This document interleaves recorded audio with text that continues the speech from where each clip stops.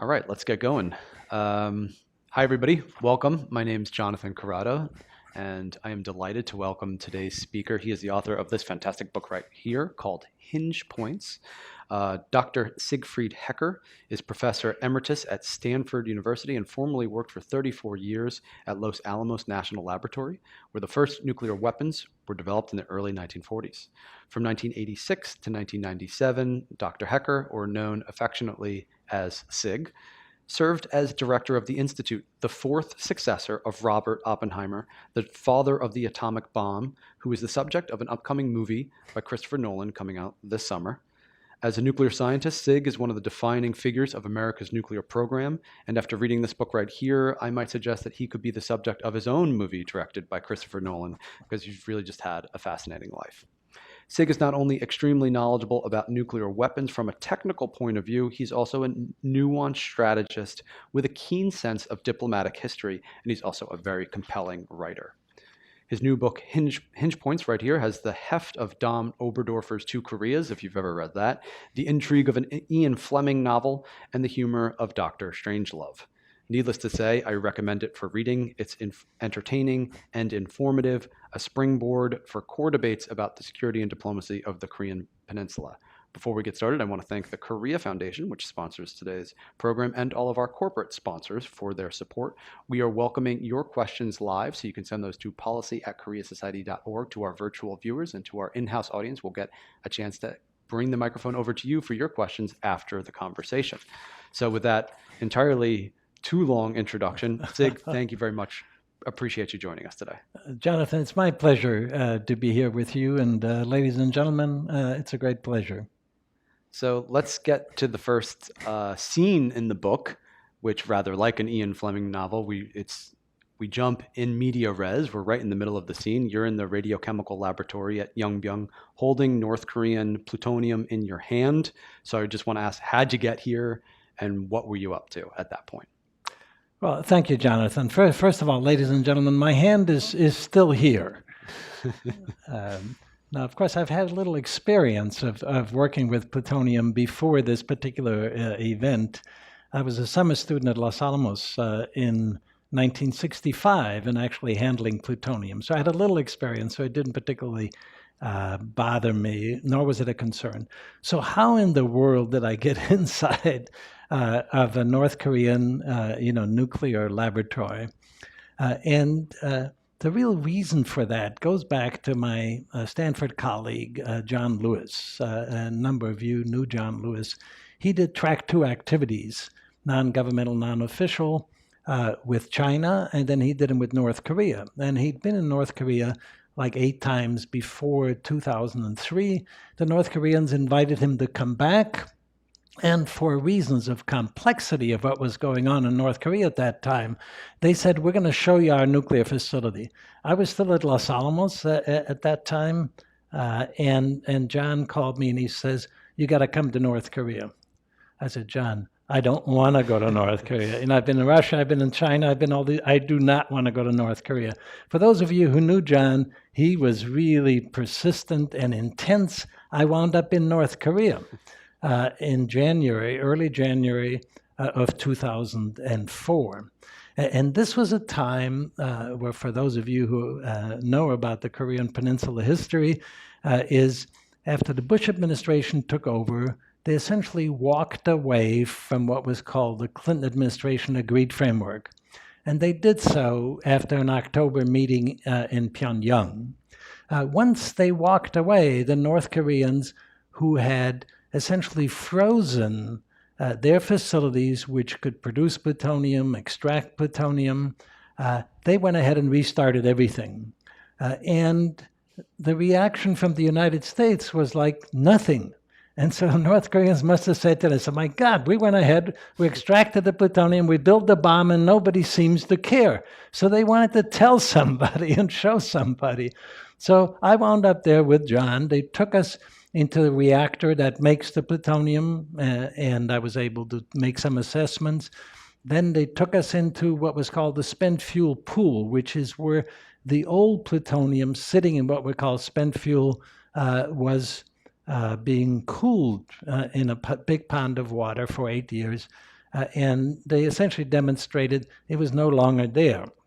So that was not good news because it was no longer there. They could have taken it to this radiochemistry laboratory, extracted the plutonium. So they took me and my colleagues, John Lewis and Jack Pritchard, who was also along.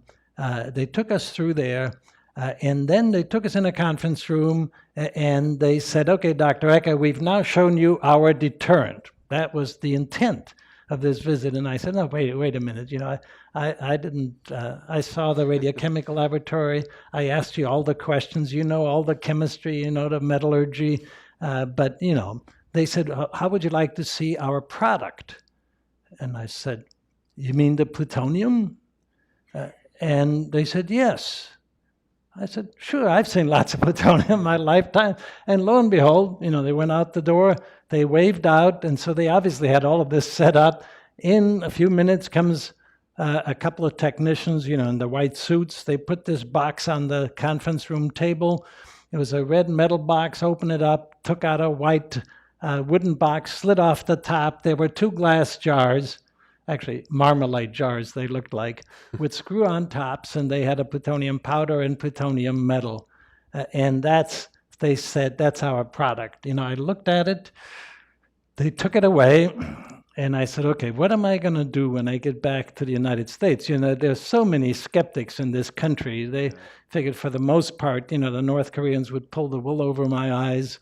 They would lie, because that was the general belief. But this thing was real. And so that's when I actually, asked the director to bring it back in. And that's when I held the jar, the marmalade jar. And the reason for that, since plutonium is radioactive, although that type of radioactivity stays inside the glass jar, it doesn't harm you as long as it's sealed. It should be warm. And then also plutonium is, like almost 3 times as dense as iron, so it ought to be heavy. It was both. And so the answer was, eventually when I came back, gave congressional testimony, look, if they can make this piece of plutonium, they can make the bomb. So you better believe them.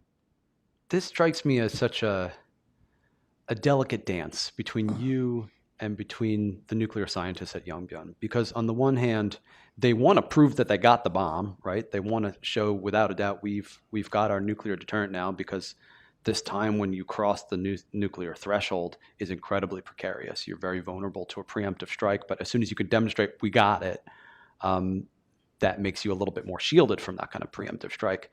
But on the other hand, they don't want to give you all their secrets. So you didn't get to see everything that you asked for in that trip. So how do you kind of navigate that, where you're able to see some things and not other things, and then had to make an assessment? Yeah, so it is precisely that. It's this delicate dance. And I believe that the technical leaders must have had instructions from the political leaders, and I'm sure it went all the way up to Kim Jong-il, essentially to say, look, show Hecker enough that he will conclude that we have the bomb, but don't show him so much that we'll be vulnerable. Yeah. And so the way that I described it, they sort of laid out this envelope, and they would say, answer everything inside this envelope, but when he gets to the edge, don't let him go there. Yeah. And so there are several questions that I asked a couple of times. And finally, the director would tell me, Dr. Hecker, you've already asked me that twice.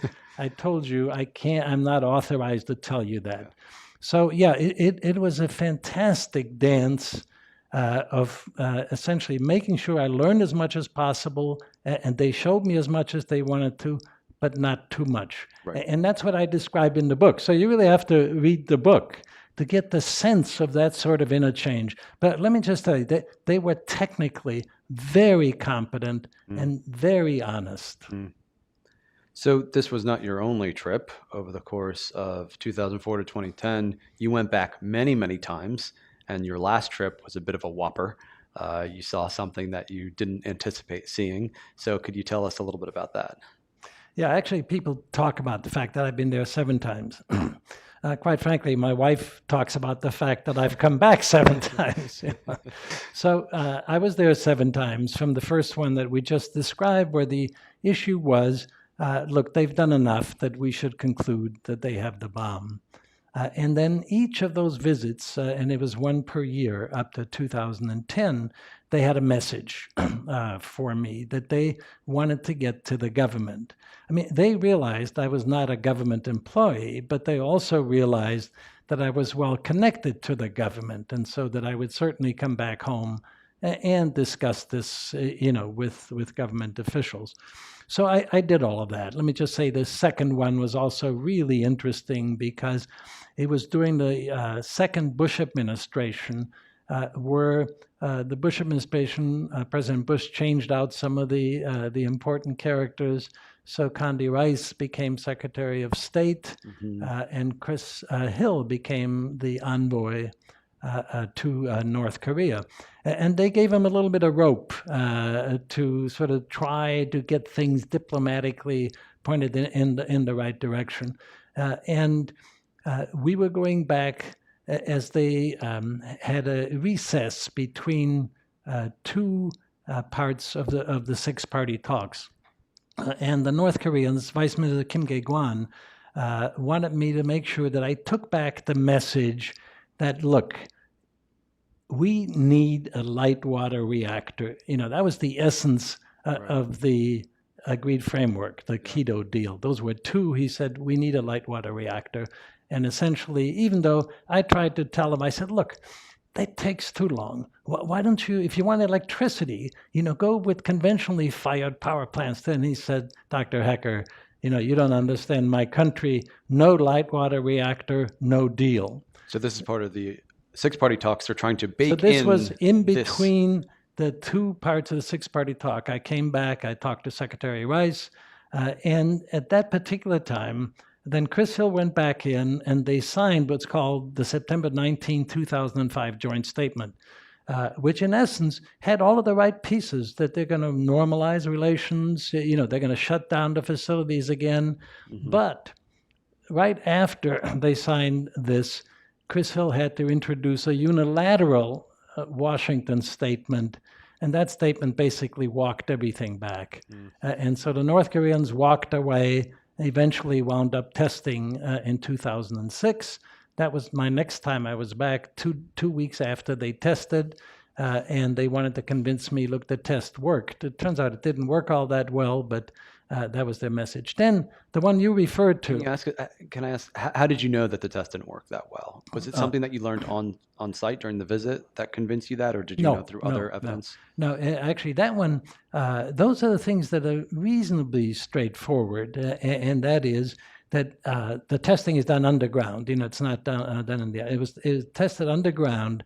And when the detonation goes off, it sends seismic signals underground all over the world, and from the essentially those seismic signals, and making some assumptions about what sort of rock that device was buried in, you can calculate what the yield was. In this particular case, the calculated yield, the explosion yield, was initially, people thought it was like 0.2 of a kiloton. It wound up being more like 1 kiloton. Well, 1 kiloton compares to the first U.S. test in Hiroshima, which was like 15. That wasn't tested, the use at Hiroshima. That was the uranium bomb or the plutonium bomb in Nagasaki, which was 21 kilotons. And if you look at other countries' first nuclear tests, they were all much larger. So the reason we knew from the seismic signals, it was just really small. But nevertheless, it was nuclear. Right. So, but then the 2010 visit was a real blockbuster, because the arguments over walking away from the agreed framework by the Bush administration was that the North Koreans were clandestinely developing the uranium enrichment path to the bomb. We knew they had the plutonium path, they had it frozen, but they were clandestinely developing this uranium enrichment path to the bomb. And for that, the Bush administration walked away, and John Bolton describes that in his book, quite well. And in essence, he said that was the accusation we needed to shatter the agreed framework, because their intent was to shatter the Clinton-era deal regardless. Well, it turns out the North Koreans did have a clandestine uranium enrichment program. They denied it for most part until into 2009. And then in 2010, they surprised John Lewis, Bob Carlin, and myself by showing us not just a few old, crickety Yeah, sort this of. was an immense facility. It was immense, and it was ultra modern compared to all of their other facilities. And so that was the surprise. And the message at that point was essentially, they didn't have to say it, but to me, but clearly what they wanted me to do is go back to the United States, tell at that time, that was the Obama administration, that look, we have the second path to the bomb, the uranium, and it turns out for uranium enrichment, these centrifuges, you can hide them anywhere. And so the essence was, we have the second path to the bomb, and you'll never know how much we have. And they have natural uranium deposits in North Korea, right? And so they actually have, for nuclear weapons, they have plenty of natural uranium. For a electricity producing reactor program, probably for what they need in that country, they probably also have enough. So yeah, they have the natural uranium, certainly to fuel the bombs. Wow. So I want to talk about some of the relationships that you developed over the years, because you kept going back and back. And so Ni Hong Sop and Ambassador Ni Gun were people you saw over and over again. So can you tell me a little bit about how you forged and developed those relationships, and why it's important to have those kind of relationships when you're trying to discern the faithfulness of their implementation of certain agreements, or try to discern exactly where they are in terms of their development? So the technical parts with Director Lee Hong-sop and several of his key individuals, the chief engineers at the reactors and so forth, I would say that was easy. And I had a lot of experience doing that with the Russians, with the Chinese, with the Indians, with the Pakistanis. And it turns out in the technical world, if you have respect for the other side because of the technical things they know, then it's much easier to develop a relationship and trust on that particular subject. Yeah. And what they demonstrated to me was technical expertise. And so when I had discussed the plutonium, and really was the intricacies of plutonium, like what the crystallographic phases were of plutonium and so forth. And Director Lee Hong-sop was so knowledgeable. So I said, look, this guy knows what's going on, and he's not giving me a bunch of BS. He's giving me the straight shot. And so that's how you develop the relationships in the technical world. Yeah. In the political world, it's much, much more difficult. And I would say without John Lewis, Bob Carlin, Jack Pritchard, and so forth, it would have been very difficult for me to develop those relationships. But they already had those relationships. Bob Carlin's been in North Korea, 30 plus times. And John altogether went over a dozen times. So that's more difficult. And so there you work with them, and you learn from your colleagues. And so I learned from Lewis, from Carlin, from Pritchard, and so forth, as to how you have to read the North Koreans. So when you first go there, and they take you into Ministry of Foreign Affairs, and they put you in the conference room, and they read you their statement, and that's just the standard stuff. You get nothing essentially from that. And you just have to file that and say, okay, that's what they have to say. And then when you go to lunch or when you go to dinner, then you have the discussions where you can really make some progress. And I think the most important way I developed relationships with Ambassador Lee Gun and with Vice Minister Kim Kye-gwan is after the first visit, when we came back from the visit to Yongbyon, and by the way, Ambassador Lee Gun was with us. And out at the facility at the end, he held up a glass of water, and I had a glass of juice. And he said, Dr. Hecker, I have to thank you. And I said, why is that? He said, if it wouldn't be for you, I would have never been able to come here. So he'd never been in Yongbyon. And then that night, we briefed Vice Minister Kim Kye-gwan. he was really anxious to hear what I would conclude from my visit out to Yongbyon. And I gave him, I said, look, Vice Minister Kim, this is what I'm going to report to the U.S. Congress when I get back next week. Because Keith Luce and Frank Januzzi were also on this trip, and they sort of rejoined forces, and they set up a meeting with Senate Foreign Relations with Senator Richard Lugar and one Senator Joe Biden, as it turns out. And so I told Vice Minister Kim Gae-gwan, look, here is what I found, and this is what I'm going to report to the U.S. Congress. And in fact, I did. And before I gave the congressional testimony, I'd learned over the years you should write up your testimony, and I did. And as we went in to deliver that, we sent a copy to the UN mission here for North Korea, to the DPRK. And that's what they appreciated. That's how, in the end, you develop the type of relationship where I think they learned to trust me enough to tell us things.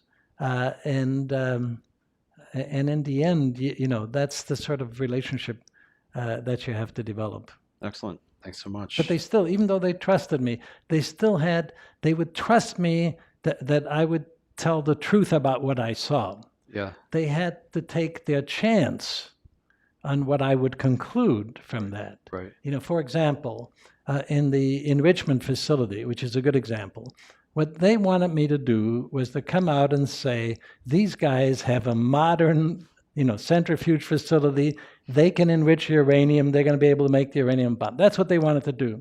And so they took the chance of showing me this. And by the way, in that case, their chief process engineer, at the steps as we were going in, he turns to me and he says, Dr. Hecker, we did not want to show you this facility, but our superiors made us do it, okay? Because they trusted me to report this. Yeah. However, what they then had to take their chance on, when I saw that, it was in a building I had previously been in. It was a totally different, a purpose for that building.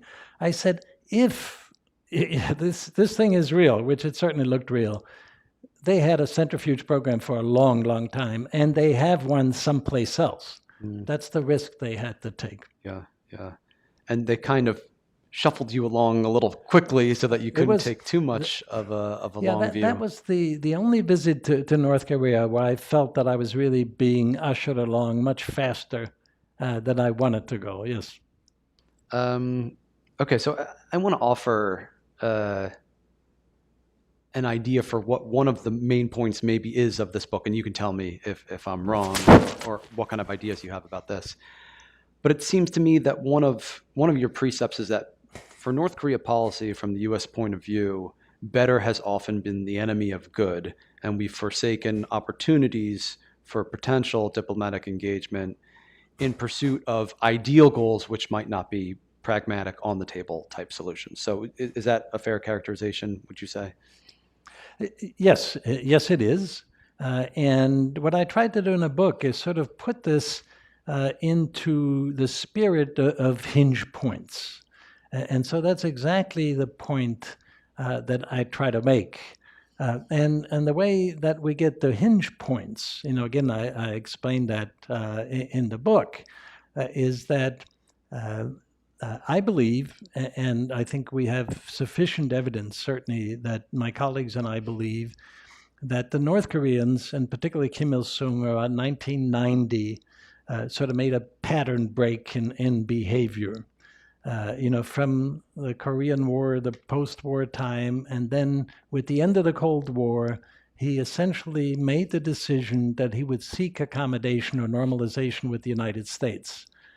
Because of the concerns he had about a disintegrating Soviet Union and a China that was going in a different direction. And then, so they were serious about diplomacy.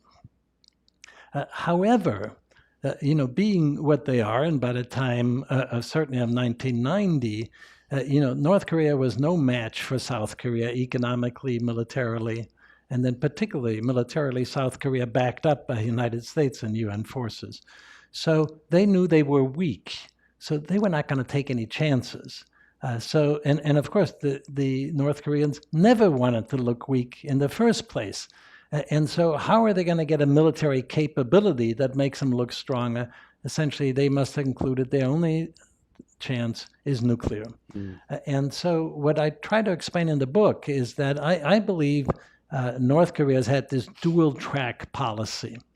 So on one hand, let's seriously pursue diplomacy with the United States to see if we can normalize relations, sort of take care of our external security environment so we can take care of things internally. Yeah. But since we can't take any chances, we're going to develop the nuclear piece. And then for the 30 years to follow, they essentially did both. They never abandoned one or the other, but one or the other would go on top or the bottom, depending on whatever the domestic situation and the external situations were like. So that's what they did. And because of the fact that they kept the nuclear development, nuclear and missiles, that whole time, they would then do things like launch a rocket, sometimes at the most inconvenient time, like right after President Obama comes into office, or for the Leap Day deal where they launched another rocket, which of course the Americans said was a missile. When they do that, then that created these hinge points where a decision had to be made. Yeah. And what I try to explain in the book in detail, if you would do technically informed risk management, in other words, okay, so they launched this rocket, or back to the agreed framework and Bush and John Bolton, okay, so they're playing around with centrifuges, which they shouldn't be doing. Okay, now what decision do we make? Do we walk away? So that's getting, fine, in a long-winded way, getting back to your comment, sort of looking for the ideal, no enrichment. Or do we say, hey, do we try to manage this risk? And particularly what I try to bring to the table, since my background is technical, you could have played out the risks much farther to see what actually happens. In none of those cases can we guarantee it would have led to denuclearization of North Korea. But you would have had a much better chance of seeing just exactly where the North Koreans are going to go. And what I try to show in the book, technically, the risk was worth taking. So in a sense, your argument is not vulnerable to the hardline criticism that North Korea not now nor has ever been willing to denuclearize and never will be willing to denuclearize, because your type of approach doesn't advocate for a policy that hinges upon the successive denuclearization, but rather seeks to manage the risks as they exist today. So yes, John, that's correct, except at least in my formulation, I always say the end result has to be a nuclear weapon-free Korean peninsula. So I'm not one who advocates, who says, look, they already have the bomb, you just accept them as a nuclear state, either de facto or de jure, whatever. But I say, no, the end state has to be a Korean peninsula free of nuclear weapons. However, it's going to take time to get there. And that time is going to take that sort of interchange where we take risks, obviously they take risks, and to walk down. And so what I tried to explain back in 2018, Bob Carlin, my co-author, Elliot Serban, who was my research assistant, and I developed a set of charts that laid out that, look, what we think is possible is to have North Korea go ahead and halt the program, roll it back, and then eventually eliminate. And that's a process that takes 10 or more years. Right. So I wanted to ask you about what kind of outside help North Korea received for its nuclear program. Of course, the Pakistani nuclear scientist A.Q. Khan and perhaps others. So what are your thoughts on that?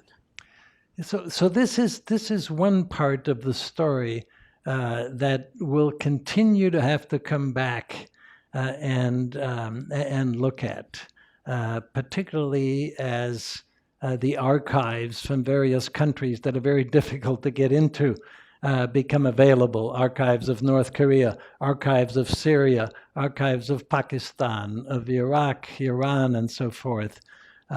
So we don't know the final answer. However, let me just say, sort of, in my capsule judgment is first of all, if you believe that North Korea was given these bombs, or essentially given these bombs, forget it. I mean, they built the bombs themselves. And they're technically very good. They're maybe not the world's greatest scientists, but you don't have to be for the bomb. You got to be really good engineers, and you got to understand the science.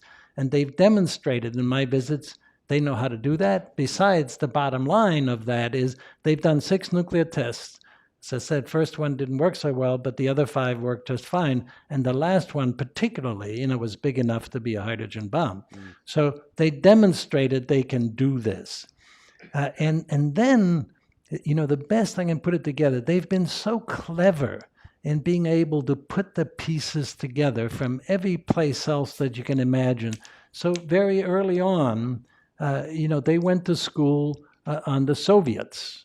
The Soviets built them their first research reactor, just like the United States built the first research reactor for Iran. It was part of the Atoms for Peace program. And so they learned nuclear things. They sent people to the Soviet Union for general training and so forth. And then they were clever enough to use the international organizations to learn, to use the open literature to get blueprints for reactors, reprocessing facilities. And then they knew how to use the horrendous European black market. And the European black market, that's what A.Q. Khan used to bring uranium enrichment to Pakistan. And then he helped the North Koreans to use that same network and get help from him. So the Soviets and then the Russians, in my opinion, never helped the North Koreans to build a nuclear weapon. They did help them with the missiles. The Chinese never helped the North Koreans build nuclear weapons. They also gave them some help with missiles, but not with nuclear weapons. The Pakistanis and A.Q. Khan did help the North Koreans with the centrifuges, and he may have, in the one case specific to nuclear weapons, he may have given them a Chinese nuclear weapon design that he got from the Chinese and then peddled all over the world. And my guess is he probably also peddled that to the North Koreans. And then he actually trained North Koreans technicians in his laboratories in Pakistan before he was arrested in 2004. So the combination is, look, they did this. They built their bomb. And now as you look at the missiles, they're really good at being able to put that together. However, they certainly have had help and assistance, and they've been very clever in doing so. Yeah.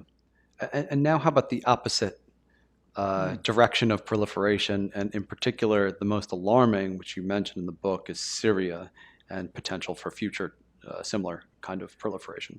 Yeah, so of course, the concern has been there all along, and certainly our bias is always to say everybody like North Korea, Iran, and so forth is going to sell everything to everybody. Well, it turns out they did try a couple, and the most outrageous was they were helping the Syrians build a plutonium production reactor. And that looked a lot like their one little production reactor that they have in Yongbyon, that I visited. And we're not quite sure when that started. Contracts may have been signed in the late 90s, certainly by early 2000s. There was some groundwork being laid.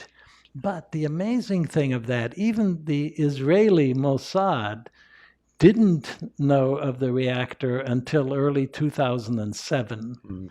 And so they've been building that up, and I've studied all of that with colleagues, and they were incredibly clever in how they managed to essentially obfuscate that this thing was a reactor. The Israelis came in then later in the year, in September, and they bombed the facility. And so they helped the Syrians. We still don't know who was the customer for the plutonium. Yeah. Was it Syria wanting to get plutonium? If they had the reactor, they would have had to build a reprocessing facility. Mm. Was it the Iranians, which some German newspapers had indicated, or was it North Korea themselves? We don't really know. That's what I meant before. This part of the story has not yet fully been told. And then before that, to Libya, they sold essentially the materials that are needed for uranium enrichment, the so-called uranium hexafluoride. And so clearly also they shipped that out to Libya while Gaddafi was still trying to pursue a nuclear weapon program. Wow. You had a good interview in Der Spiegel recently, and you argued that Putin's invasion of Russia, and just Putin in general, has broken the world nuclear order. Could you tell us a little bit about what that means and why you think that's the case? So as you might imagine, being a nuclear guy, I get asked a lot of questions as to what's the danger of Russia's invasion of Ukraine. And of course, what most people are concerned about is the fact as to whether he may or may not use nuclear weapons. That's what most of the dialogue is about. And in the end, we really don't know. The fact that he hasn't used them already is a good sign, but it depends a lot on sort of his state of desperation. So what I did with the Spiegel interview, and actually a few things I had written before, was to say, will Putin use nuclear weapons in Ukraine? The answer is we don't know. And probably at this point, he doesn't know yet either as to what it's going to. But what we do know is there's something that I like to call the global nuclear order. Now, there are a lot of people who think globally you only have nuclear disorder, okay? So they don't believe in any global nuclear order. Well, I happen to believe in a global nuclear order. I spent, a lot of years at Los Alamos. And so what's the global nuclear order? Is first of all, since Hiroshima and Nagasaki, which now, it's just about 78 years ago, no nuclear weapons has been used. That's remarkable if you think about that. Back in those days, J. Robert Oppenheimer, one of my predecessors, as you pointed out, thought, look, this is just going to open the field. The country's building nuclear weapons. It hasn't happened for a whole bunch of reasons, but it wasn't just accidentally. We came close by accident several times, but it hasn't happened. The second thing, everyone was concerned about spreading nuclear weapons everywhere. Oppenheimer said it. President John F. Kennedy said in the early 1960s. Well, today we have less than 10 countries that have nuclear weapons. Okay, 10 is still too many, but it isn't 20, it isn't 30, it isn't 40. And so how did that happen? Well, there's something that I call the nuclear proliferation regime. It's not just a treaty. It's security alliances, the sort of things we've been discussing with the South Koreans or the Japanese. All of those things have kept the number of countries that develop nuclear weapons reasonably small. The third is we've had no occasion of nuclear terrorism. Mm-hmm. If you think about that, no mushroom cloud and no dirty bomb. And the materials for dirty bombs exist essentially everywhere. Mm-hmm. And so, again, if you think about that, that didn't happen by accident either. Yeah. We worked with the Russians. We worked with the Chinese together. You need them in order to keep these materials away from the terrorists. And then the fourth piece is the good piece of nuclear energy. And that is, nuclear electricity. About 10% of the world's electricity is from nuclear power with very little greenhouse gases. And 40 million people in the world take advantage of nuclear medicine, whether it's diagnosis or treatment. Those are the good things. So, and to make those things work, you need nuclear cooperation. And what Putin's invasion of Russia did is it threatened, so it already threatened that. We don't have to wait for him using nuclear weapons. Yeah. We've already disrupted and sort of blown up the order, and so people like me worry about how we're going to put it back together. Yeah. That's the short story. Yeah, and he certainly has threatened implicitly the use of nuclear weapons in Ukraine. I want to get to another issue that you've written about recently for 38 North, and that's the idea of South Korea perhaps acquiring its own indigenous nuclear deterrent. This is something that we've seen in polls. A majority of South Korean people want nuclear weapons. And what's interesting here is that it's not just because they lack assurance from the American extended deterrent. The same people who want nuclear weapons in South Korea, we see they're the ones who think that the US extended deterrent is the most credible. So it's this weird, okay, if you really believe we're going to be there for you, why do you need your own nuclear weapons? But what you've done really well in this 38 North article is to outline all the different costs that there would be when you go down this path. So can you talk a little bit about that? Yeah, of course, that's been a topic of big discussion, especially recently when President Yoon was over here. And until he came here and again said that South Korea would live by the Non-Proliferation Treaty and not go nuclear. But even the commentary back in his own country said, maybe we shouldn't really trust the Americans. Maybe we should go nuclear. So my view of that is South Korea developing its own nuclear weapons is a really, really bad idea. It's a really bad idea. And there are a whole bunch of reasons, but the most important reason, and it's the reason why the American government, will oppose any move by South Korea to go and develop its own nuclear arsenal, is because it's going to make the Korean peninsula more dangerous. I mean, if we're worried about the use of nuclear weapons, the way to increase that danger enormously is for both countries to have their own independent arsenal. As you know, there always sort of scurries back and forth across the DMC, the West Sea. There are things that constantly go on. And right now, on the potential of escalating to nuclear is not one that we worry that much about. And it's because of the steady hand of the American government. I must say, even during the Trump administration, there was still a steady hand behind him. Jim Mattis, for example. And so that steady hand of the Americans have helped not go up that escalation ladder. If South Korea develops its own nuclear weapon now, you have two inexperienced leaders with their fingers on the nuclear trigger, and they could pull that trigger. That's what concerns me. You don't want to go in that direction.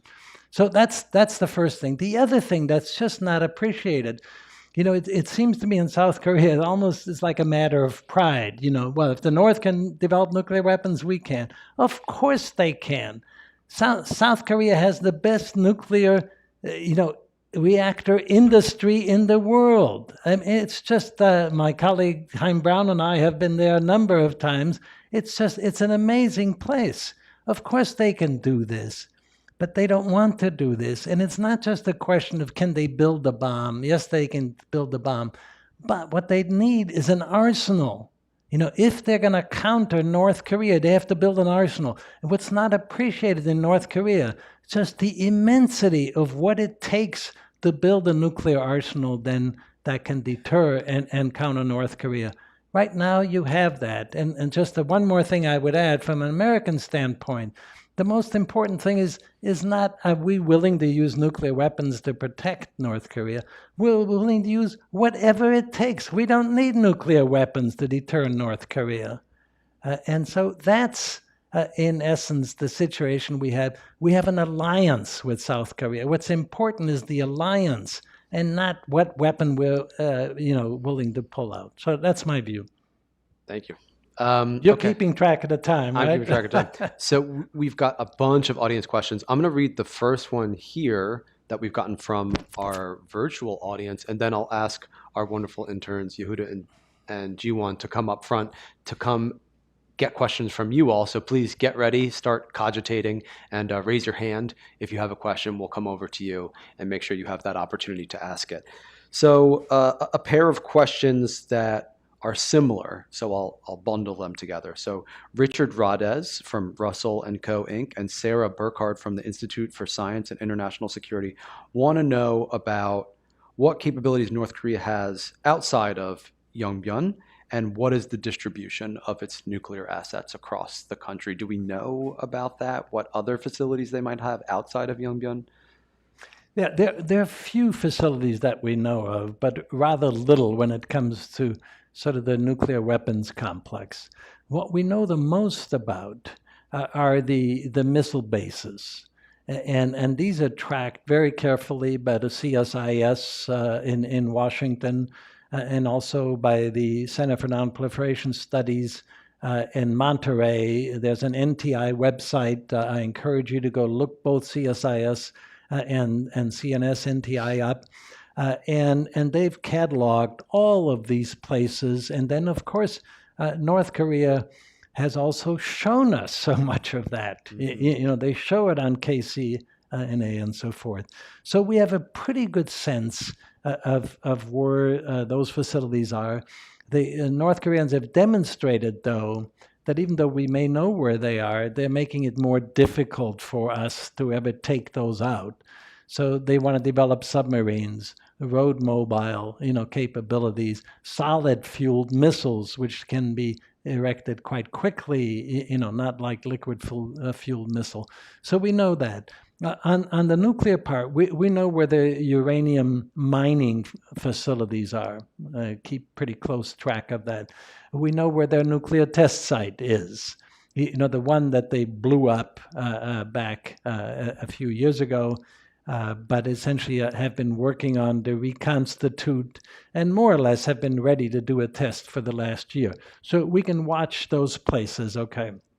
The other centrifuge facilities, which, as I said, they must have, and my guess is certainly one, probably two, that they run in tandem with the one in Yongbyon in order to take the material up to weapons grade.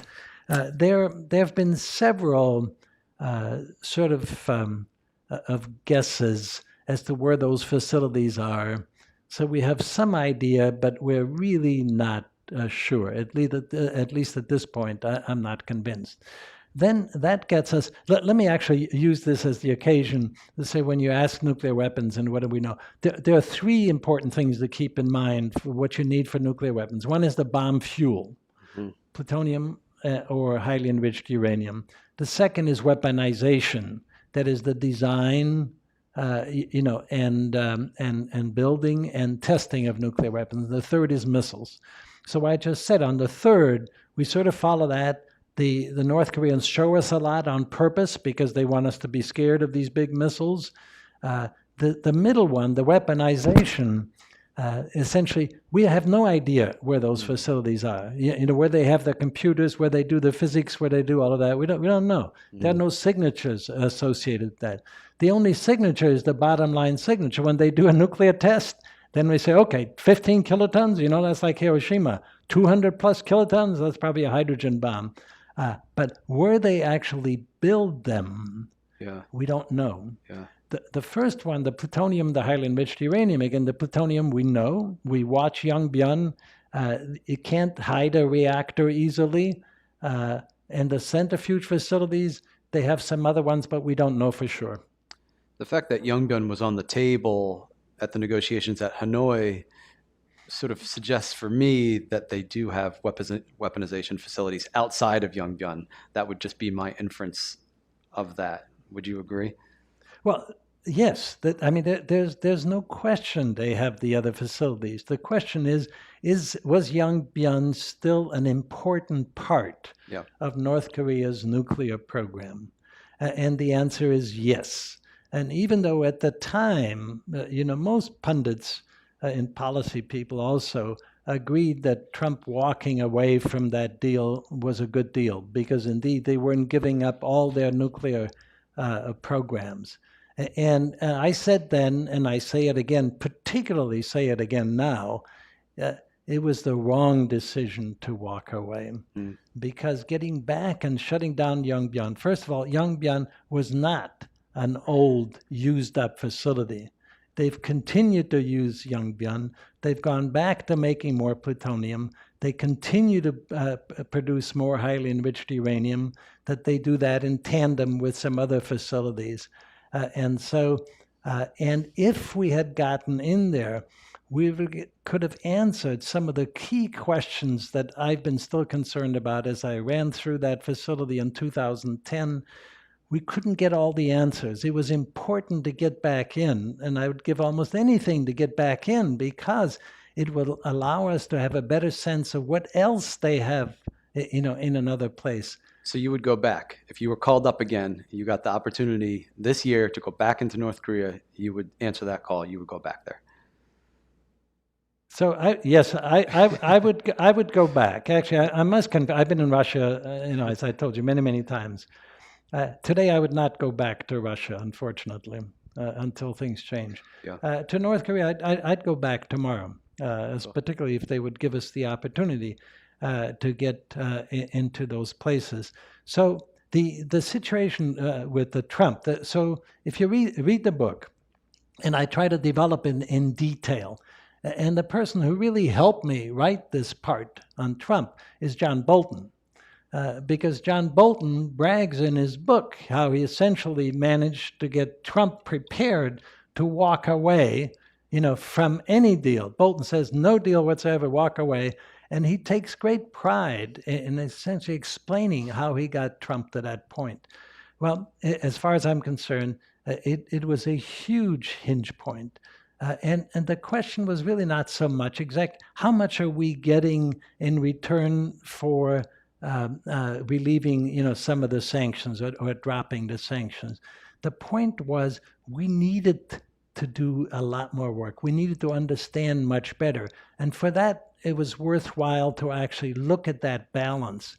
And what's not explained, but it is explained in my book, is the fact that in the run-up to the Hanoi summit, there were two things going on. One is Trump really wanted to have a summit. He wanted to have a deal. Kim Jong-un really wanted to have a summit, and he wanted to have a deal. Okay, so Kim Jong-un was pushing that. However, Kim Jong-un did not give his negotiators enough leeway to work with our superb negotiator, Steve Biegun. Yes. And so Biegun was there meeting with the North Koreans. The North Koreans weren't allowed to do anything. Yeah. So they go into Hanoi because Kim must have believed, I can handle Trump myself and we can make a deal. Okay, so Kim goes in, doesn't allow his people to do all the homework. Trump goes in and is being essentially, primed by John Bolton to walk away. And what they don't consider is not just the trade-off, but if you look at the letters, the exchange of letters between Kim and President Trump over that last year, and particularly between the Singapore summit and then the Hanoi summit, Kim had offered up things in those letters that, to me, it was almost criminal not to have the Americans, have President Trump, Bolton, Pompeo, actually say, well, Mr. Chairman, let me ask you, what did you mean in your September 6, 2018 letter when you said you would shut down the Nuclear Weapons Institute? They never asked that question. Kim offered to do that. So what's the Nuclear Weapon Institute? Well, the only thing I can, it's their Los Alamos. It's their Lawrence Livermore. Without those institutes, you don't have a nuclear weapons program in the long term. They were putting that on the table, and nobody ever examined that. That was the disaster of the Hanoi summit, and now we're paying the price. If you look at what's happened since then, and North Koreans won't answer the mail, they won't answer the phone, and in my opinion, I'll just say this very quickly, I'll let you come back. Whereas the first major pattern break was 1990, Kim Il-sung looked to the Americans. I think we've just had another pattern break where 2021 into 22, the North Koreans have said, forget the Americans, we're going back to the Chinese and the Russians, and the game's over. Interesting contention. Okay, let's turn to our audience now. Please raise your hand if you have a question and would like to ask anything. Our friend Chaim in the front. We'll get a microphone over to you. If you could just introduce yourself. Thank you. Okay, so Chaim Brown, formerly from Stanford University. Sig, where do you see the future for the North Korean weapons program? they had one test of probably a hydrogen bomb, but as you just said, building an arsenal takes much bigger effort. What do you think will be the next steps? Well, Chaim Brown is my good colleague. We worked together at Stanford for many years. The next steps for them, the way they have laid out their program, and particularly if you look at the missiles that they've developed and the missiles they've test fired, for such a small country, they have this incredible range of delivery systems, all the way from potential of submarine launched to cruise missiles. They've talked about hypersonic missiles. They have short range, they have medium range, and then they have ICBMs. Well, you need lots of nuclear tests if you're going to put warheads into those missiles. So 6 tests isn't anywhere near enough. So when people said, are they going to test again? I said, of course they're going to test again. So it's just why they haven't tested, quite frankly, I don't know. Could it be technical? Or could it be the fact that I know the one thing that really upsets the Chinese more than anything else is tests that close to their border up at Punggye. And so with that one hydrogen bomb test, that's not enough to lob whatever they had in the ground to the U.S. and have it survive the whole flight and the reentry. They have to do more testing. They got to do missile testing. All of their ICBM tests, intercontinental range, have been done in a lofted trajectory to keep them close by because they don't have the assets to go monitor what's out in the Pacific. They also have to worry about what's out in the Pacific. And so you have to straighten them out. We still do 4 or 5 of those tests, the United States, every year to make sure that both the missiles work and the people who fire them work. So, Okay. Any other questions? I think you provided all the information there is to provide on this topic. So we had some more questions that came in virtually. Samantha Pitts from 38 North said, in your opinion, Dr. Hecker, what do you think is a common misconception or miscommunication when the U.S. deals with North Korea? You've addressed a number of those already, but any kinds of typical misconception that Americans have when they look at North Korea? Well, I think, to most Americans as such, they really do believe that North Korea is the hermit kingdom, and that it's the political black hole. Essentially, nothing escapes from there. Well, it turns out once you go there, you find out they have political relations with like 145 countries. So they're much, much more engaged than you would think. They're nowhere near the black hole that people would think. And certainly from the way the news media treats North Korea, the main misperception is that they've never been seriously interested in dialogue. All they do is lie and cheat. And so you can't trust them. I would say I don't particularly trust the North Koreans either. It's a matter of a dialogue back and forth. And so generally, it's this hermit kingdom, gulags, goose-stepping soldiers. And the one thing of going with John Lewis that was really educational for me, he and Bob Carlin both believe you can't solve the nuclear program by focusing only on nuclear. Mm-hmm. You have to look at a comprehensive picture of not only the Korean Peninsula, but it's sort of the world. You got to understand what's going on. And we don't do that. So we have those sort of misperceptions. The miscalculations that concern me is that one of those altercations across the West Sea, like at Yongbyon Island, in 2010, that those could lead to escalation. And again, that's why I would much prefer that South Korea didn't have its own nuclear weapons. But what helps by going with going to Korea with John Lewis is actually to get out, meet some of the people, particularly go to the schools. I was in one school, the middle school number 1, and there were a bunch of students there, and there was one young lady up front. And as I walked down, and it was the English class, And I looked over her shoulder, and she had this notebook, and she was writing a report. And the writing was so beautiful. It was like calligraphy in English. And it was a story about Thomas Alva Edison. Okay, this is North Korea. They're writing about Thomas Alva Edison. They take us out of the centrifuge facility. I wanted to spend more time. They said, no, we got other things. So where they take us to is an apple farm. They take us to the apple farm. They said, we bought 2 million apple trees from Italy. Now, who would ever imagine, the North Korean? So they're much more engaged. I mean, the regime, there's no question, that it's brutal. Its people are oppressed. They've not been able to get people out of poverty. But the real issue is they have nuclear weapons. That's the part that I focus on, and I try to understand the rest.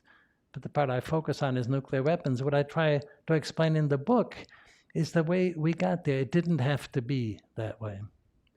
Well, thank you so much, Dr. Hecker. And I want to put on your mind that we've got a program next Friday, conference celebrating the 70th anniversary of the Alliance and the Armistice Agreement. That's going to be down in Princeton University, so check out our website. Hope you can join us for that.